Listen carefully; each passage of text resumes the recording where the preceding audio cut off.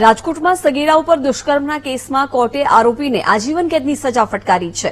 દુષ્કર્મ આચરનાર હરદેવ માંગરોળિયાને આજીવન કેદની સજા ફટકારાઈ છે. વર્ષ 2019માં રાત્રિના સમયે આજી ડેમ પાસેથી શ્રમિક પરિવારની દીકરીને તે ઉપાડી ગયો હતો. 8 વર્ષની સગીરા પર આરોપીએ દુષ્કર્મ આચર્યું હતું. પોક્સો કોર્ટે અલગ અલગ વૈજ્ઞાનિક પુરાવાને આધારે ચુકાદો આપી આજીવન કેદની સજા ફટકારી છે.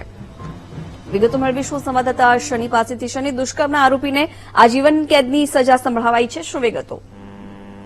ચિકનાકા જેટના વાત કરવામાં આવે તો રાજકોટમાં 8 વર્ષની જે સગીરા સાથે દુષ્કર્મનો મામલો બન્યો હતો.